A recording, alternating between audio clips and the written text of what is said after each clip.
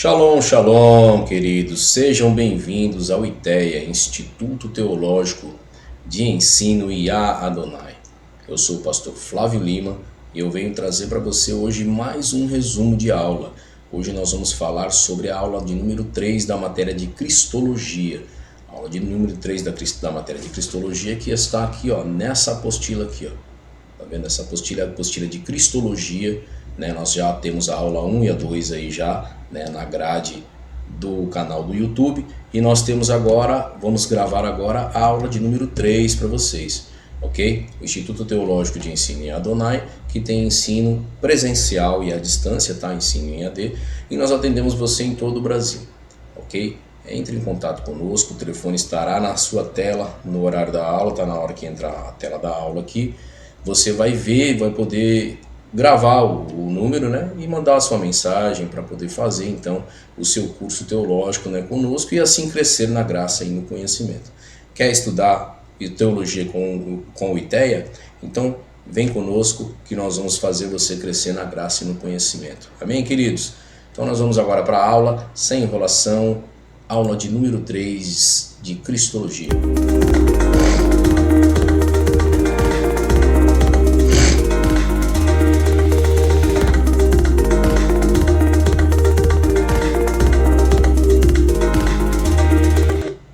Muito bem, queridos, estamos de volta agora sim para falarmos sobre Cristologia. Nós já fizemos aqui a aula de número 1 e de número 2, então nós vamos para a aula de número 3 do livro na matéria de Cristologia. Vamos falar da vida de Cristo, né? O nosso Redentor, o nosso Salvador, aquele que nos faz chegar aos céus, né?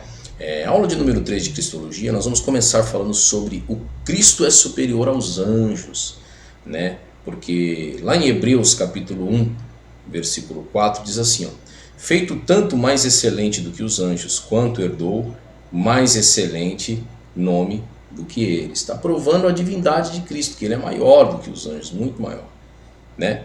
E a superioridade de Jesus em relação aos anjos, declarando o Filho de Deus e gerado pelo Pai, né? Porque o Filho do Pai, né? O Filho de Deus é Jesus, né? E ele é muito superior aos anjos, né? Aí diz aqui, ó, porque qual os anjos disse jamais tu és meu filho, hoje te gerei, e outra vez lhe serei por pai, e ele me será por filho. Essas perguntas trazem um bojo e afirmam de que Cristo é superior aos anjos, por ter sido gerado pelo Pai, né? E aí tá, diz aqui, ó, recitarei o decreto, o Senhor me disse, tu és o meu filho, e hoje te gerei. Essa questão é realmente difícil de entender, sendo Deus, em que sentido Jesus poderia ser gerado? A resposta está no grandioso milagre e mistério da sua encarnação, compreensivelmente humana, incompreensivelmente humana, que só entende um pouco das coisas terrenas. Então o Filho aí, ele é muito mais, né, do que, né, superior, ele é superior aos anjos, ele é muito mais do que os anjos, né? Os anjos são seres espirituais, celestes, né, que estão aí a serviço do reino de Deus, porém também tem o seu livre-arbítrio, né? Não existe, nós vamos estudar um pouquinho mais para frente em angelologia, não existe anjo e anja, né? O anjo, ele é assexuado, só tem um termo, é anjo, né? Então ali se declara, né, os anjos, mas o Filho de Deus, Cristo, ele é superior aos anjos, né? E mesmo estando aqui em forma de homem, né, ele está para mostrar, né, a sua forma de Deus, né, porque ele veio para nos ensinar a ser cristãos, né? Então nós entendemos, né, que Cristo, ele trouxe, né, a sua maneira de servir a Deus, que é a maneira correta, nos ensinando um modelo, né? Por isso que ele é o Redentor, né? O Pai é o Criador, o Filho é o Redentor, né, Cristo, e o Espírito é o Consolador. Então aí forma-se, né, a Trindade, a Triunidade, né? Filho pela ressurreição, né, que eu já li aqui para vocês um pouquinho. O Filho deve ser adorado pelos anjos, tá? Tá lá em Salmo 89, 26 e 27, diz assim, quando outra vez quando outra vez introduz no mundo o primogênito, diz, e todos os anjos do céu o adorem. Por isso lhe darei lugar de primogênito falo-ei mais elevado do que os reis da terra. Salmo 86, 26 e 27. Já fazendo uma prova, a primeira prova aí de que Cristo ele é superior aos anjos. Cristo está à direita do Pai. Esta é a posição de honra dada somente a Cristo e a ninguém mais. O qual dos anjos disse jamais assenta-te à minha destra, até que ponha os teus inimigos por escabelo dos seus pés. Estevão, quando estava sendo martirizado, contemplou Jesus à direita de Deus. Onde está isso, pastor? Está lá em Atos capítulo 7, versículo 55. Então lá você já vai encontrar, né, essa visão de Estevão, né, quando estava indo, né, enxergou Jesus à direita do Pai, né. Jesus é rei, Messias e Criador, né, isso é provado em vários versículos da Bíblia, né, mas do Filho diz dos céus, o trono subsiste pelos seus séculos, cetro e equidade, e o cetro do teu reino, né, então provando aí, né, que o Filho é rei, Messias e também Criador. Jesus homem, um pouco menor do que os anjos. Agora nós vamos entrar na figura de Cristo, né, como homem aqui, e é lógico que para estar aqui, Cristo ele perdeu a sua divindade, né? Ele perdeu não, né? Ele deixou ali estacionada, né, para poder passar aqui como um homem. Então essa parte é aparente paradoxo encontrado na carta de Hebreus, relacionado à encarnação de Cristo. Vemos, porém, coroado em glória e em honra aquele Jesus que fora feito um pouco menor do que os anjos, por causa da paixão da morte, para que, pela graça de Deus, provasse a morte por todos. Então ele veio no sacrifício da cruz, né? Ele veio, né, lá em Hebreus 2, 7 e 9, está dizendo essa palavra aqui, nessa palavra, que ele se tornou um pouco menor do que os anjos, porque ele se tornou em forma humana, né? Ele se tornou em corpo carnal, né? Então ele teve que se tornar um pouco menor do que os anjos para poder passar aqui na terra, né, e nos ensinar a ser cristãos. Eu costumo dizer essa parábola, né, que eu ouvi de um teólogo muito renomado, né, não vou estar citando o nome dele, né, porque é antiético, mas ele diz, né, que é mais ou menos uma comparação, né, e ele diz o seguinte, que essa parte é como se Jesus ele pegasse aí a sua Porsche, né, a sua Ferrari, e deixasse ali estacionada, né, como se um pai pegasse essa Porsche, essa Ferrari, e deixasse estacionada, né, na sua garagem, né, e fosse à escola a pé, levar o seu filho que tem medo, né, de andar de carro. Então mais ou menos é isso, né? Jesus ele deixou a sua divindade, né, que é o Porsche, né, em último momento lá, né, como compreender uma pessoa que tem um Porsche andar a pé? Jesus ele fez isso para quê? Ele deixou lá para poder andar conosco, né, comigo e com você na terra, nos ensinando a perder o medo, né, daquilo que é divino, né. Posteriormente, né, não vai muitas vezes, né, indo à escola a pé para que você possa entender e depois você vai poder andar com Cristo nesse Porsche, nessa Ferrari, né. É uma parábola que eu estou fazendo aqui, tá? Para você entender, né, em cima, baseado, né, no que contou esse teólogo, e eu guardei aqui no coração, né, para fazer, eu acho uma das comparações mais perfeitas para essa ocasião, ok? Cristo é superior a Moisés, tá? Então vamos mudar aqui nosso slide. Cristo é superior aos anjos, tá? Eu não tinha mudado o slide aqui, mas mudei agora para vocês verem a imagem aí. E agora Cristo é superior a Moisés, tá? Porque é tido por digno de tanto maior glória do que Moisés. Quanto maior honra a casa tem aquele que a edificou. Hebreus capítulo 3, versículo 3. Cristo tinha maior glória do que Moisés. Moisés fiel como servo, tá? Lá em Hebreus está escrito assim, olha, e na verdade Moisés foi fiel em toda a sua casa como servo, para testemunho das coisas que se haviam de anunciar. Hebreus capítulo 3, versículo 5. Né? Jesus já não, ele foi fiel sobre a sua própria casa. Né? Então, enquanto Moisés foi fiel como servo, Jesus foi fiel para a sua própria casa. Está lá em Hebreus também, ó. Mas Cristo como filho sobre a sua própria casa. Está lá em Hebreus capítulo 1, versículo 6. Né? Jesus foi superior a Moisés, este foi servo, aquele é o filho, o sumo sacerdote, constituído por Deus, posição que não foi a mais ninguém. Moisés, mesmo sendo fiel como homem, não foi perfeito, falhou em algum momento. No episódio em que Deus mandou que ele falasse a rocha pela segunda vez, descontrolou-se emocionalmente e feriu-a ao invés de falar. Jesus, no entanto, nunca falhou. Em tudo foi tentado, mas sem pecado. Hebreus capítulo 4, versículo 15. Então nós provamos aqui, né, que Jesus ele é maior, né, do que Moisés. Ele foi maior do que Moisés, né? Moisés foi perseguido na infância. Jesus Cristo também foi perseguido na infância, né? Tá lá em Êxodo 1, 15, 16, né? E de Jesus, Mateus 2,13. Morou no Egito, né? Moisés. Jesus também morou no Egito. Moisés fugiu diante do rei. Jesus também, lá em Mateus 2,13. Moisés foi pastor. Jesus também foi pastor. Moisés ouviu uma voz do céu. E Jesus Cristo também ouviu uma voz do céu. Moisés falou com Deus no monte. Cristo falou com o Pai no monte.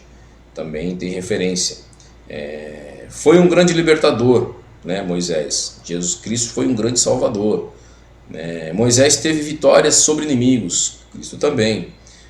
Moisés julgou o povo, né? Cristo já julgava questões do povo. Moisés edificou um altar, né? Cristo já edificou uma igreja. Então olha a diferença da superioridade, né? Moisés alimentou multidões, Cristo alimentou também multidões.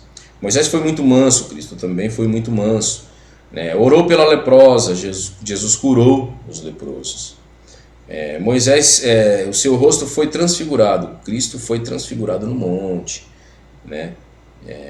Morreu no monte, né, Moisés. Cristo morreu no monte Calvário. Moisés morreu, mas não ressuscitou. Cristo morreu e ressuscitou dos mortos. O sucessor de Moisés foi Josué. E o sucessor de Jesus, como ele deixou aqui, né, foi o Espírito Santo, onde ele falou: eu vou ao Pai, mas eu vos deixo o Consolador, que é o Espírito Santo. Ok? Então provamos biblicamente que Jesus Cristo ele é maior do que Moisés. Ok? Cristo, o verdadeiro verbo de Deus, né? E no princípio era o verbo, e o verbo estava com Deus, e o verbo era Deus. João capítulo 1, versículo 1, né? Um versículo muito comentado, né? Também tem outro aqui, ó: porque um menino nos nasceu, o filho se nos deu, e o principado está sobre os seus ombros, e o seu nome será Maravilhoso, Conselheiro, Deus Forte, Pai da Eternidade, e o Príncipe da Paz. Tá? Isaías capítulo 9, versículo 6.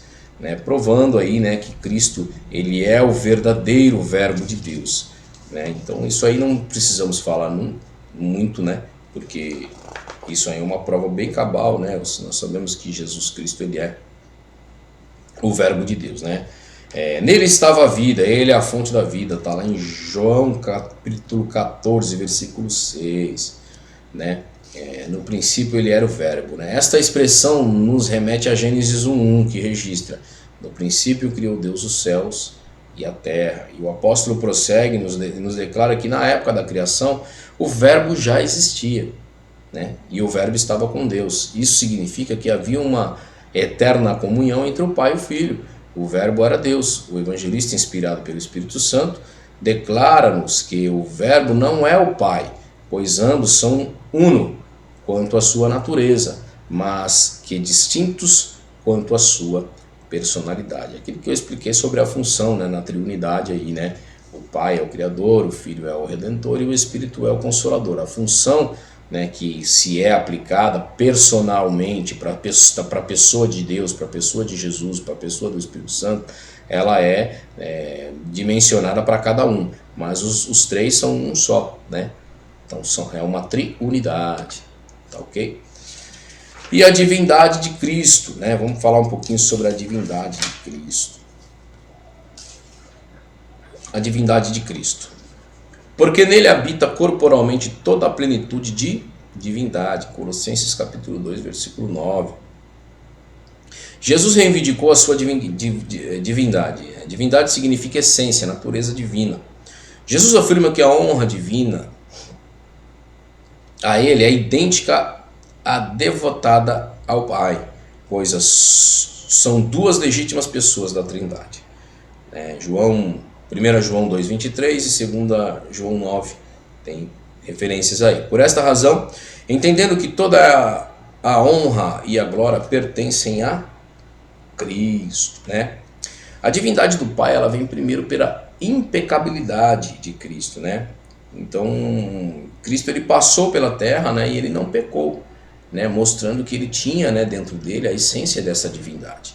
Onde ele deixou, né, essa divindade lá estacionada, como eu expliquei para vocês aqui na parábola aqui daquela Ferrari, né, daquela Porsche, estava lá estacionada, porém ele trouxe uma essência dentro dele, né, que era tentar provar a marca para todos, né, que é possível servir a Deus, né, é só ser igual a Cristo, né, sem pecado, tentar, né, é lógico que nós somos pecadores, né, a Bíblia diz que aquele que diz que não tem pecado já peca porque é mentiroso, né, mas aí nós temos que entender a separação entre pecados e iniquidades, né, vamos aprender lá em Hamartiologia, ok? E a divindade é porque Cristo, Jesus é o Senhor, né? E toda língua confesse que Jesus Cristo é o Senhor para a glória de Deus. Filipenses 2,11. Provamos a divindade de Cristo através do teu título Senhor. O título Senhor, ao ser usado como prefixo antes de nome, transmitia tanto aos judeus quanto aos gentios o pensamento de divindade. A palavra Senhor vem do grego Kyrios. Era equivalente a Jeová na tradução grega do Antigo Testamento. Portanto, para os judeus, o Senhor Jesus era claramente uma imputação de divindade. Quando o imperador dos romanos referia-se a si mesmo como Senhor César, querendo que os seus súditos dissessem César é Senhor, os gentios entendiam que o imperador estava reivindicando divindade. Os cristãos entendiam que o termo, da mesma maneira, se preferiam sofrer perseguição e a atribuir a um homem um título que somente pertencia a um que é verdadeiramente divino. Somente aquele a quem Deus exaltará. Eles renderiam adoração e lhe atribuiriam senhorio. Jesus é o Senhor dos senhores e o Rei dos reis. Apocalipse 19:16 está lá escrito, né? Esta palavra, né? Então, Jesus Cristo ele é o Senhor, né? Ele é o Adonai, né? A palavra Adonai significa Senhor, que inclusive tem presente, né, nesse instituto, porque esse é um instituto teológico de ensino Yah Adonai, né, Deus e Senhor. Então nós fazemos também referência no nosso instituto aqui sobre Adonai, que é o nosso Senhor, ok? E por último aqui, né, antes de encerrarmos essa aula, vamos falar sobre os 3 ministérios de Cristo, né? E aqui nós vamos levar um pouquinho mais de tempo, tá? Por isso que eu dei uma acelerada para chegar até essa parte, para que você possa entender melhor os 3 ministérios de Cristo, tá? Então, os 3 ministérios de Cristo. No período do Antigo Testamento havia 3 classes de mediadores entre Deus e o seu povo: o profeta, o sacerdote e o rei. Como perfeito mediador, né, 1 Timóteo 2,5, Hebreus 9,15, Cristo reúne em si mesmo os 3 ministérios. Jesus é o Cristo, profeta que ilumina as nações, o Cristo sacerdote que se oferece como sacrifício pelas nações, e o Cristo Rei que reinará sobre todas as nações para sempre. Sua tríplice função. As profecias divinas apresentam o Messias como possuidor de uma tríplice função magistral. Seria um excelente sacerdote, como foi Melquisedeque, está lá em Hebreus 7, de 11 a 15, 17 a 21. Isso foi uma profecia, né, que foi lançada sobre Cristo, né, de que ele seria um excelente sacerdote. Seria um excelente profeta, como foi Moisés, Deuteronômio 18, João 4, 19. E seria também um excelente rei, como foi Davi, né, Ezequiel 34, 23, 24 e Lucas 1, 52. Tem as referências aí provando, né, sobre a profecia sobre os 3 ministérios que Cristo estaria exercendo, né. É importante ratificar, tá, que o ministério de Cristo começou aos 30 anos de idade, tá, e durou 3 anos. Então ele ficou 3 anos aí, né. Isso também é um número profético, tá, é um número de revelação. O número 3, né, para o ministério de Cristo, né, mas isso é um assunto para uma outra aula, ok? Como profeta, ele pregou o evangelho na terra, tá? A prova está lá em João 4, 19. Como sacerdote, ele sacrificou a si mesmo no Monte Calvário, Mateus 27. Então ele foi o cordeiro do holocausto, né? Ele foi o cordeiro que tira o pecado do mundo. Como rei eterno, ele reinou sobre a igreja e reinará no seu reino de 1000 anos, Apocalipse 24, né? Mostrando que ele é o rei das nações, né?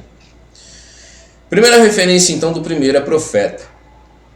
O profeta no Antigo Testamento era representado ou agente de Deus na terra, que revelava a sua vontade com relação ao presente e ao futuro. Testemunhos dos profetas, o testemunho dos profetas dizia que o Messias seria um profeta para iluminar Israel e as nações. Os evangelhos também apresentam Jesus de mesma forma como profeta, né? Então, assim, primeiro, como profeta, Jesus pregou a salvação. Ele passou, né, pregando em todo lugar que ele foi, porque o profeta ele anuncia, o profeta ele traz a revelação. E como naquele tempo as pessoas passavam por um momento, né, de estar ligados, né, aos ensinamentos ali, né, de Gamaliel, aos ensinamentos ali das sinagogas, né? Então, assim, Cristo veio mostrando-se como Deus, o Messias, o Salvador, aquele que iria de vir, né? Então ele veio fazendo o quê? Anunciando algo novo, algo que eles não sabiam dentro da palavra. Então ele trouxe o quê? Uma profecia que se cumpriu, né, um pouco mais tarde com a sua morte e ressurreição, e hoje ele reina para todo o sempre. O sepulcro está vazio, a cruz também está vazia. Como o profeta Jesus anunciou o reino, né? Aí ele veio trazendo essa salvação, né? Dizendo que vem após mim, né? Eu vos darei salvação. E nesse mesmo termo ele veio anunciando um reino novo, né? Que é o reino de Deus lá no céu. Quando ele diz, na casa de meu pai há muitas moradas, né? Se não foi assim, não vou teria dito. Ele veio anunciando um novo reino, né? Onde não haverá pranto, nem dor, nem choro, né? Tudo isso ele nos trouxe, tá? Como profeta, Jesus predisse o futuro, ou seja, ele trouxe profecias, coisas, né, mensagens, né, que as pessoas ficaram meio de boca aberta, porque ele disse que ia acontecer tal coisa, e logo então esse algo aconteceu, tá? Esse algo veio a acontecer. Isso é uma profecia, né? Profecia do quê? Do futuro, daquilo que você ainda não viveu, né? E qual a profecia de futuro que ele tem para a nossa vida? É que ele virá dentre as nuvens, né?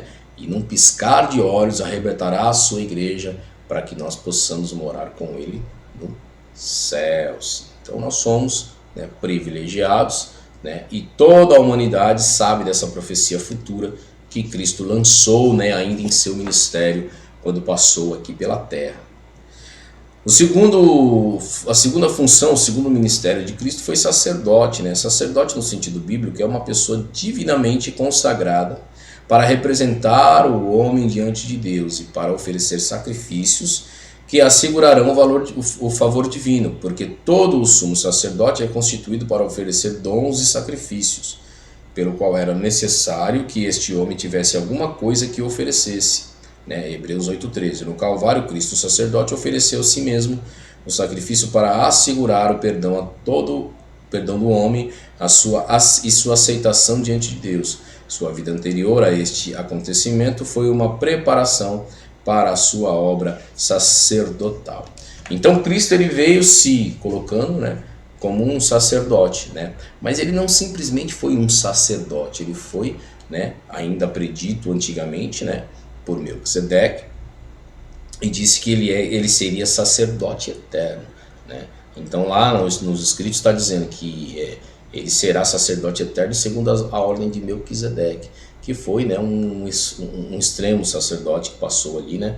O que ele quis dizer? Que haverá sobre nós, né, depois de nós, o sacerdote dos sacerdotes, aquele que virá, né, para realmente sacerdotar. E qual que é esse sacerdócio que Cristo fez? Ele fez o sacrifício de si próprio, né? Ele não entrou no Santo dos Santos e levou ali, né, um cordeiro para poder expiar os pecados de alguém. Não, ele simplesmente fez a menção de colocar ele como um cordeiro para esse holocausto, se sacrificando à morte de cruz, né? E depois ele rasgou o véu, né, de cima a baixo, né, de cima para baixo, abrindo o leque. Então, passando isso como sacerdote, ele deixou a ordenança de que agora nós estamos vivendo face a face com o Pai.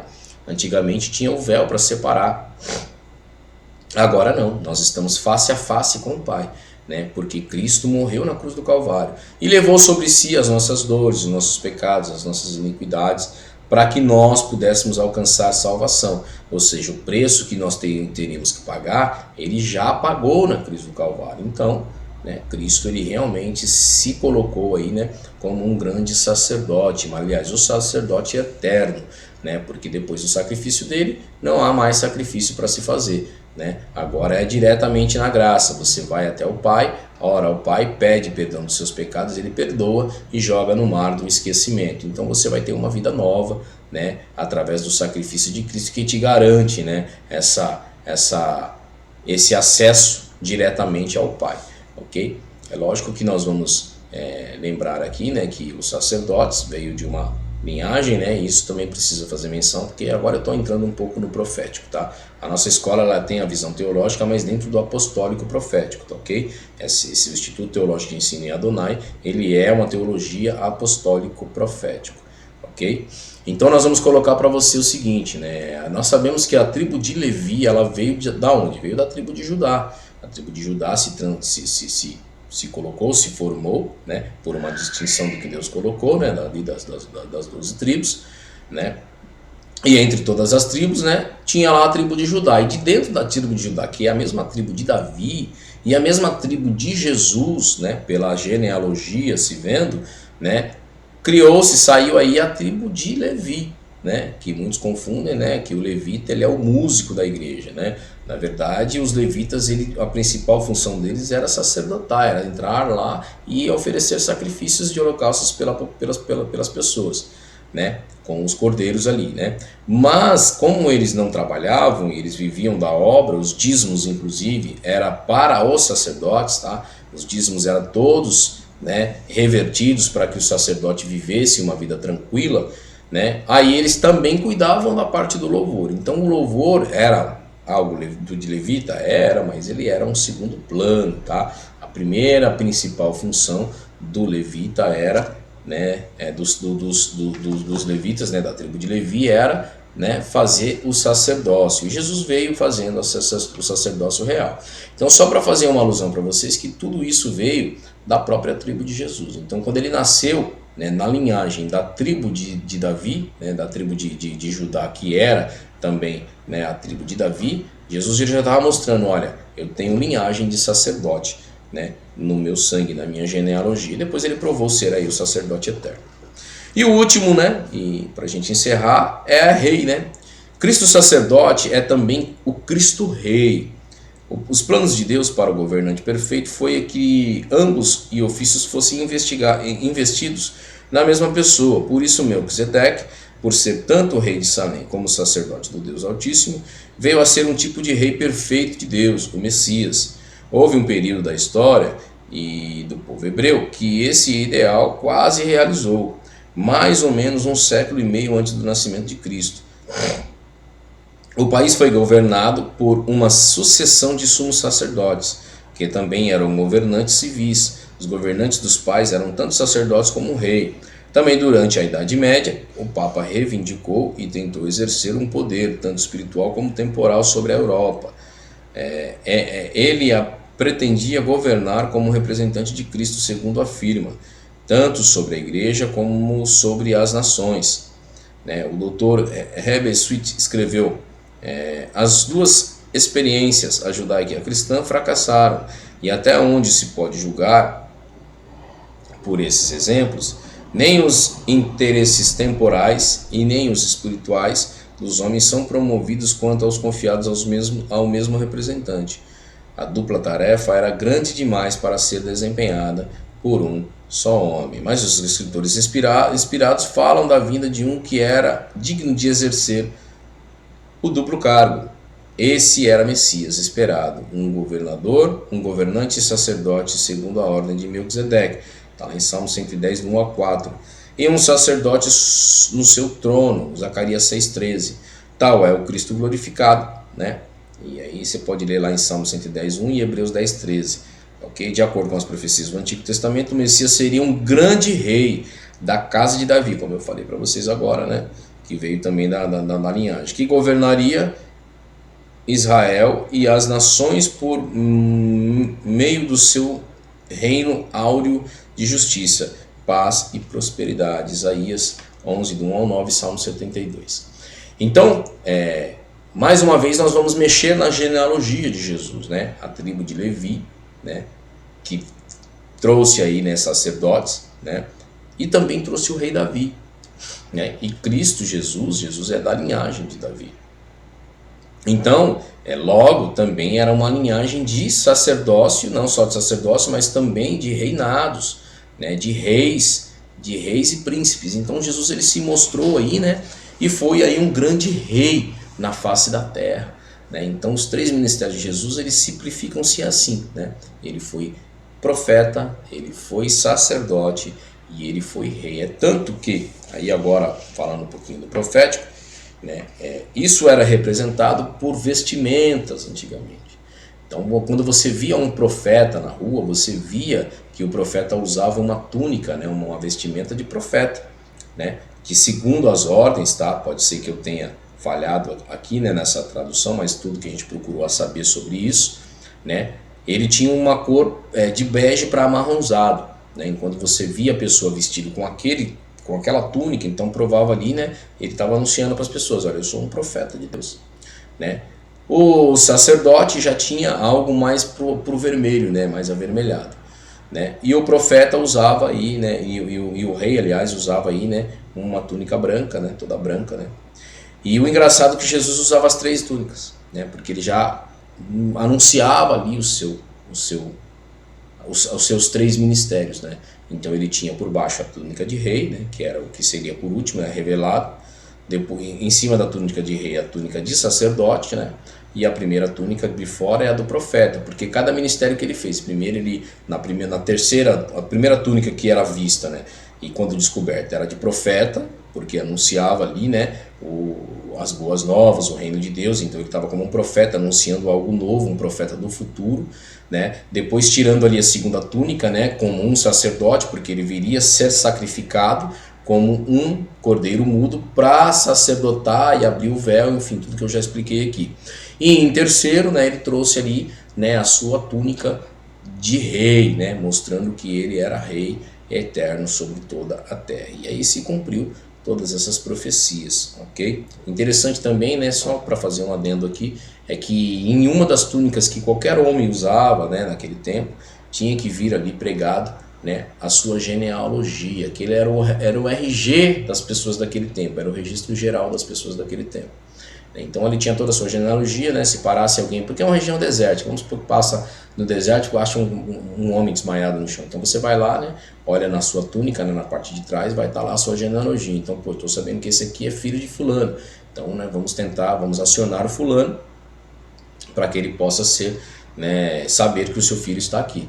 Então, assim, só uma analogia. Também servia para aqueles que dependiam do governo, né, para poder, como se fosse um INSS, né, ter ali o seu salário, né, que era muito pouco naquela época, era só para alimentos mesmo, para não definhar, né, não morrer de fome, mas era ali que tinha, né, uma marca que eles iam lá, né, dentro do Sinédrio, né, e resgatavam ali o seu valor financeiro, ok? Então, passando aqui, nós chegamos então ao final, ok? Chegamos ao final. A apostila tem muito mais, né? Esse livro, essa apostila tem muito mais, mas é lógico que aqui é uma aula resumo, tá? Então eu não vou trazer tudo para vocês aqui, né? Se você quer aprender tudo, então entre em contato com o ITEA, tá? O número tá aqui em cima, aqui, ó. O número tá aqui, tá vendo? 12 98214 9829. Então entre em contato, vai falar diretamente com o pastor Flávio, tá comigo, eu vou fazer a sua matrícula e você vai estar estudando no modo que lhe apraz, que lhe encaixa, né? Ou no presencial ou no modo EAD, ensino à distância. Ok, queridos? Que Deus abençoe grandemente o dia de vocês, ok? Nós vamos ficando por aqui, né, em mais uma aula, tá bom? E shalom para todos e até a próxima aula do ITEA, do Instituto Teológico IA Adonai.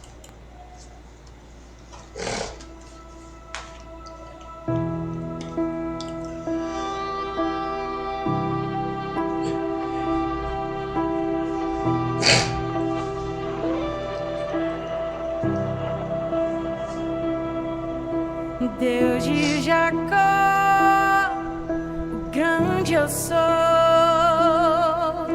Rei dos anjos, Filho de Deus, voz de muitas águas, no céu é o louvor, mais forte que